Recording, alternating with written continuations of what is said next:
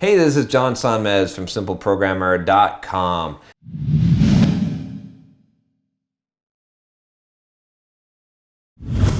So in this video, I want to talk to you about something that I feel has been really important for me in my life personally to be able to achieve success. And this is a skill that I think a lot of people could really develop that would help them succeed. So let me ask you a question, right? So actually, I'll give you a scenario.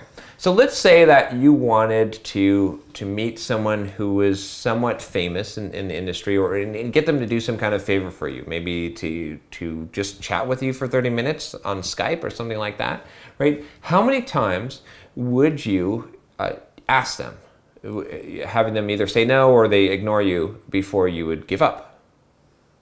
So think about this for a second. Okay, so I would guess, just from talking to people, and kind of my natural instinct would be to do that about 3 times, and 3 would seem extreme. Well, it turns out I read a lot of sales books, and I read this one sales book. I can't remember the name of it, but I've heard this multiple times before. But a salesman, they did some studies, and they looked at different salespeople, and they wanted to see what the most successful salespeople were doing that was making them more successful, 300% more successful or more than the average salesperson. And you want to know what the number one thing that they found was? It was that they would call on the same prospect more than 8 times. That was the number one factor. There was this line of 7 times where people had a very low success rate, and someone who was willing to do it 8 times and they had an extremely high success rate.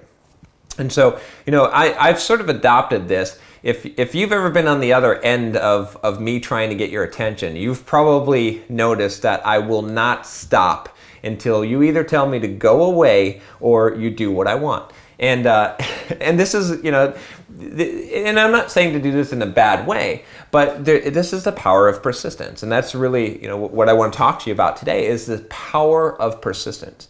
Being persistent in a nice way, in a not rude way, right, is an extremely powerful force that will get you very, very far in business and in life.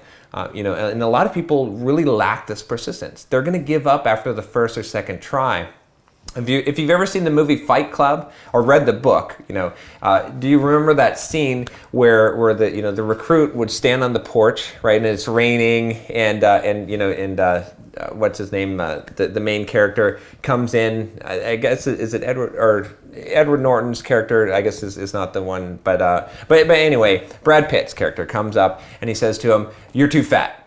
And then, he says, get, and then he walks in. And then the next day, the guy's still standing there at the door, and he says, "You're too old," right? And he gives him some kind of, right? And then he throws his stuff in the street, and the guy just stands there. He's persistent. And then finally, after I think like 7 days or something, he lets him in. Right, so that's the power of persistence. That's how persistent you should be if you want to be successful. I'll give you another example here. I'll bring up my book. If you've read the foreword for this book for soft skills, or if you've heard my story, I got one of the most famous software developers in the world, Uncle Bob Martin, to write the foreword for this book, and I got him to do it with 3 days' notice.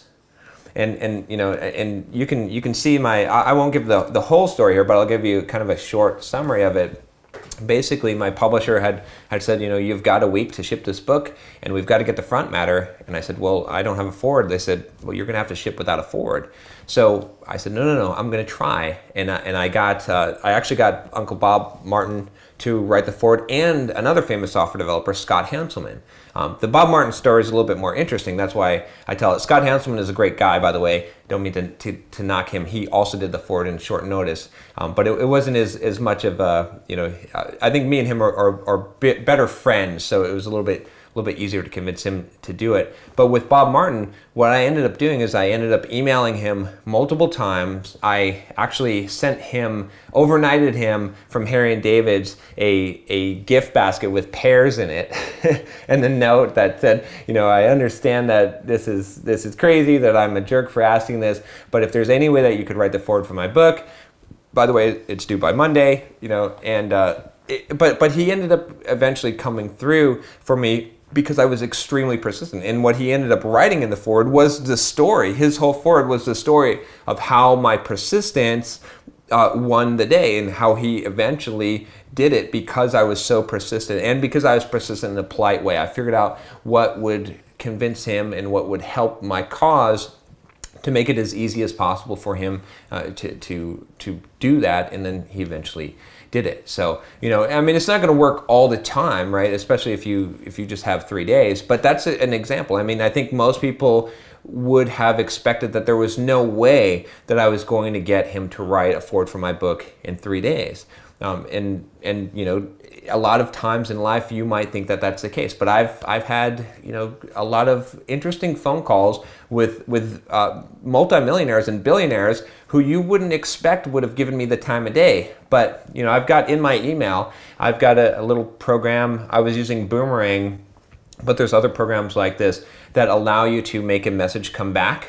And so, you know, when I start to automatically, if I'm ever going to reach out to someone, automatically when I send the email, I boomerang it to come back in like 1 or 2 weeks if they haven't responded.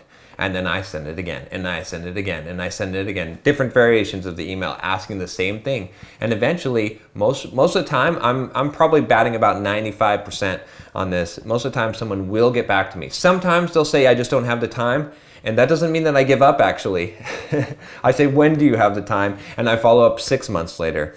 But almost, you'd be surprised in life, if you're persistent, how many times that you will actually succeed in what you're trying to do. It's just that most people think persistence is trying 2 or 3 times. And if that's you, then you need to rethink it. You need to rethink your persistence and figure out how can you be more persistent in the things that you want. And then, you know, you're going to see the results. So anyway, hopefully that's helpful to you. If you do find it helpful, definitely share the video. And I'm going to be persistent today. And I'm going to tell you, if you're watching these videos, you haven't subscribed, subscribe. I'm going to tell you every single time at the end of the video to subscribe to this channel.